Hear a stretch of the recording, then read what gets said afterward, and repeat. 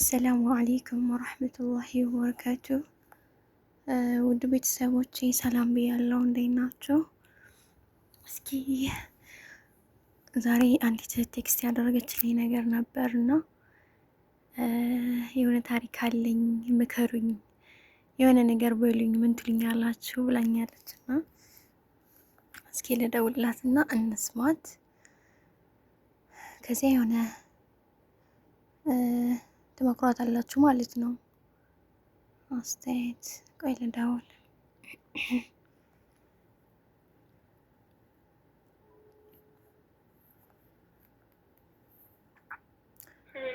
አሎ ሰላም አለይኩም። ወአለይኩም ሰላም ወራህመቱላህ። እንዴት ነሽ እህት? አለሁልሽ። ደህና ነሽ? ደህና ነኝ አልሐምዱሊላህ። እንዴት ነሽ? አለሁልሽ። ውዴ ቴክስትሽን አይቼው ነበር እና ማን ልበል ስምሽን?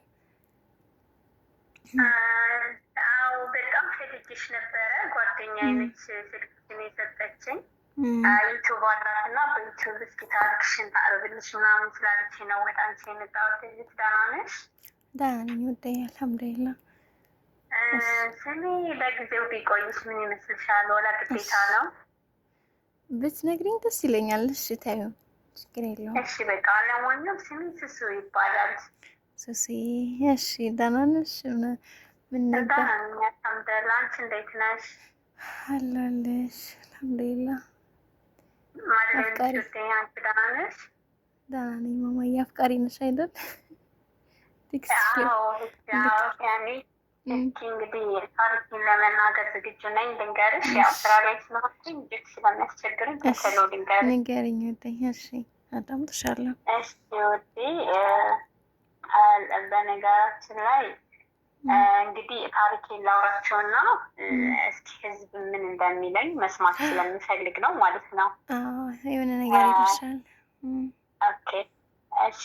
እኔ ያለሁት ሳውዲ አረቢያ ነው። ሳውዲ አረቢያ ደማም የምትባል ሀገር ነው ያለሁት። ደማም አያ ደማም ከመጣሁ 8 ዓመቴ ነው እና ታሪኬ ከምን ይጀምራል መሰለሽ?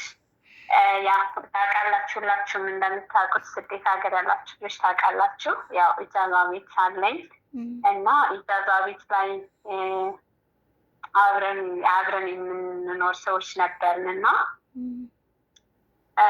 እዛ አንድ ክላስ ተከራይቶ የሚኖር ልጅ አለ።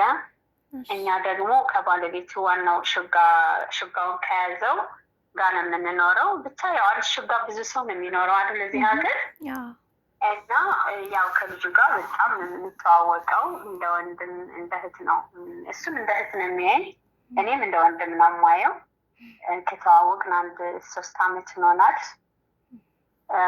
በመላመድ ብዛት እሱም እንደ እህት ነው ትሪት የሚያደርገኝ፣ እኔም ደግሞ እንደ ወንድም እንደዛው ማለት ነው። እና ግን አሁን በመላመድ የተነሳ እኔ ልጁን አፈቀርኩት። አበቀርሽው? አይዋ ልጁን አፈቀርኩት። ግን ልጁ እኔ እንደማፈቅረው አያውቅም።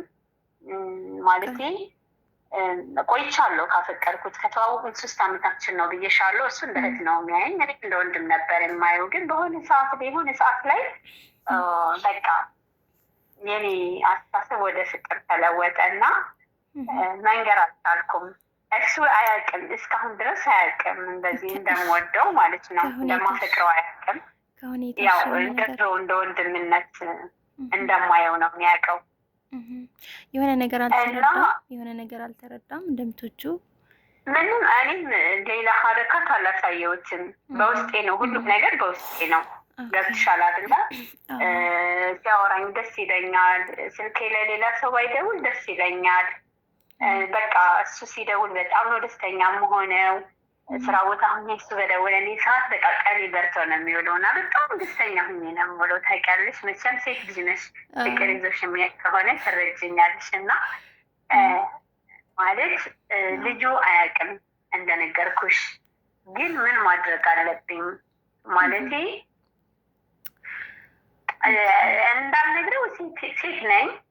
በሴትነቴ ደግሞ እሸማቀቃለሁ። ታውቂያለሽ አይደለ?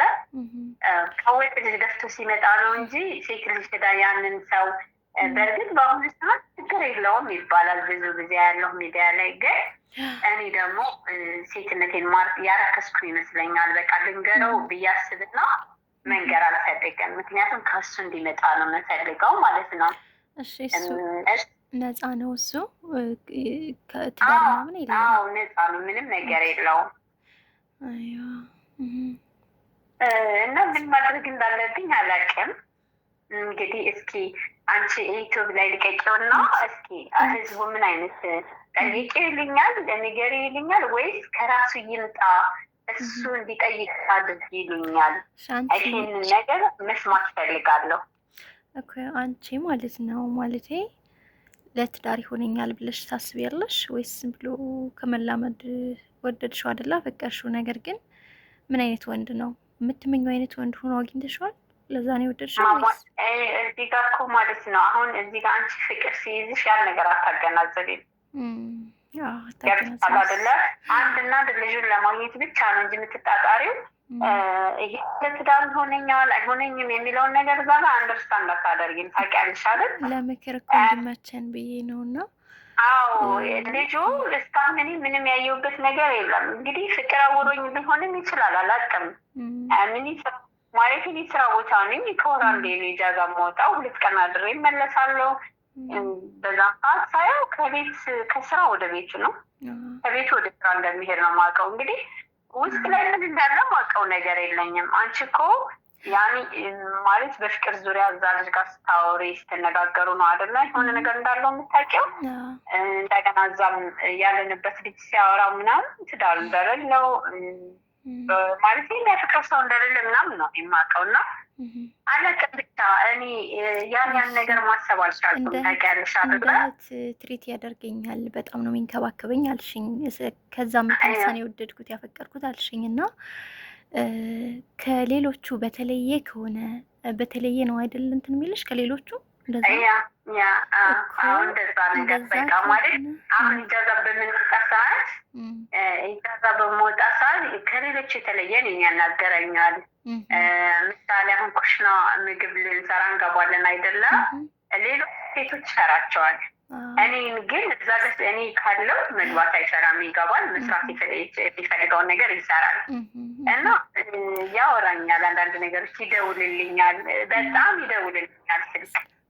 ግን እዛ ጋር በሚደውልኝ ሰዓት ስለ ፍቅር አንድም ቀን አውርተኛ አያውቅም። የሚያወራኝ በቃ አይዞሽ በርቺ ጠንከሪ ምናምን በቃ አለ አይደለ ወንድም የሚመክርሽ ምክር እንደዛ አይነት ምክር ነው የሚመክረኝ እኮ።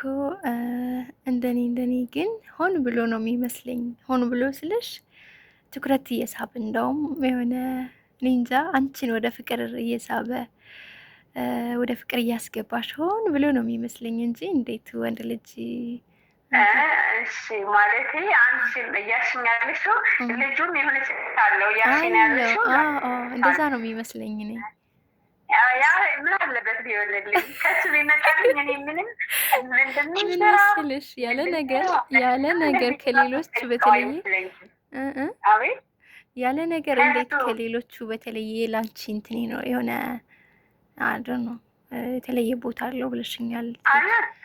ይደውልልኛል። የሚገርምሽ ነገር በቀን 2-3 የሚደውልበት ሰዓት አለ። እኔ ደግሞ ከሱ ውጭ ሌላ ሰው በሚደውልልኝ ሰዓት ምንም አይነት አያስደስተኝም። እሱ በሚደውል